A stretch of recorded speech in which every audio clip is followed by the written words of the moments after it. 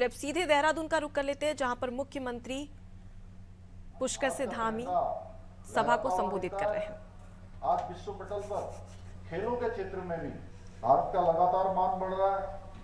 मुझे प्रसन्नता है कि इस खेल महाकुंभ का उद्देश्य प्रतिभाग करने वाले खिलाड़ियों को राष्ट्रीय एवं अंतर्राष्ट्रीय स्तर की जो बड़ी प्रतियोगिताएं हैं उन प्रतियोगिताओं के लिए भी तैयार करना है।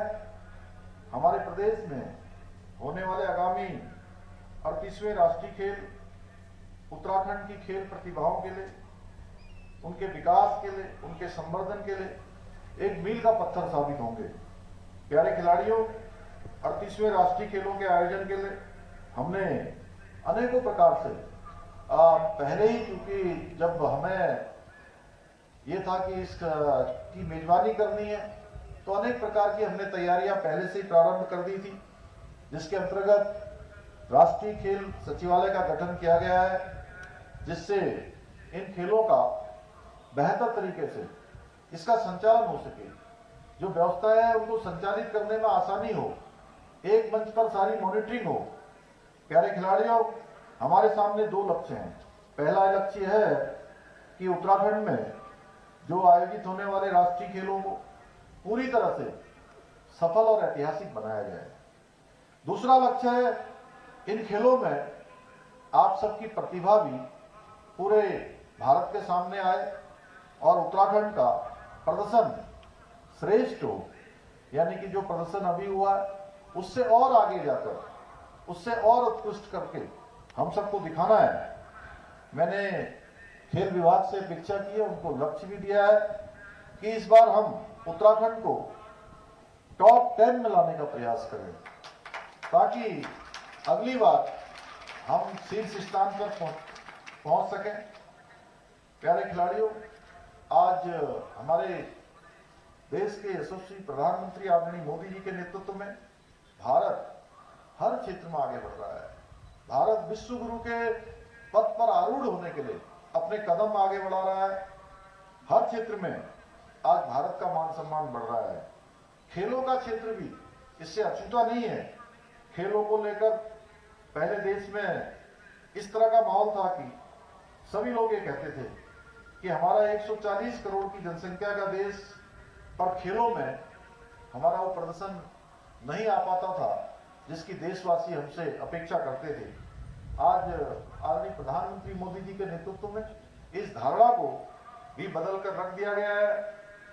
किसी देश का जो खेल का इकोसिस्टम है वो किस प्रकार का है, उसका जो सूचकांक है वो किस दिशा में जा रहा है, वो इससे पता लगता है कि उस देश की तरफ से जो ओलंपिक में क्वालिफाई करने वाले खिलाड़ी हैं उनकी संख्या कितनी है।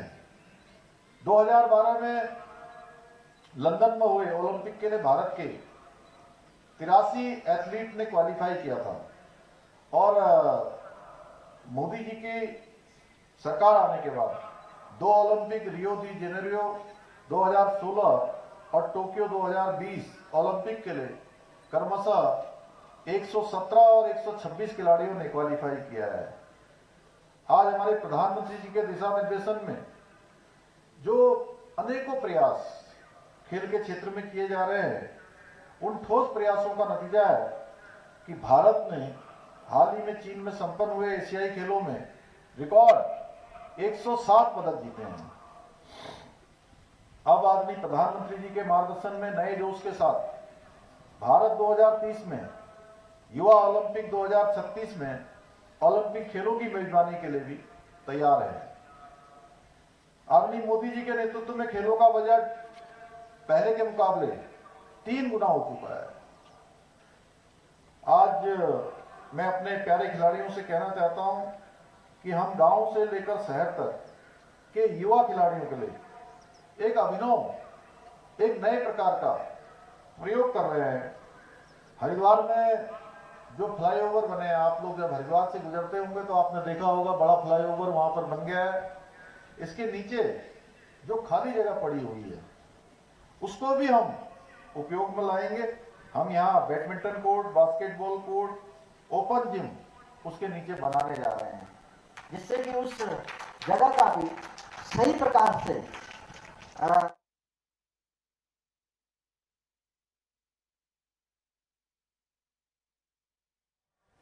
इसके साथ ही हमने खिलाड़ियों के लिए नौकरियों खेल कोटे को भी पुनः प्रारंभ करने का निर्णय लिया है। उसके बारे में बहुत विस्तार से भी खेल मंत्री जी ने यहाँ से बताया है। प्रदेश सरकार खेल प्रतिभाओं के प्रोत्साहन के लिए राष्ट्रीय व अंतर्राष्ट्रीय स्तर पर जो पदक जीतने वाले हमारे खिलाड़ी हैं, सीधे आउट ऑफ टर्न नौकरी भी देने जा रही है। उस पर भी हम आगे कदम बढ़ा रहे हैं। भाइयों बहनों, आज हमारे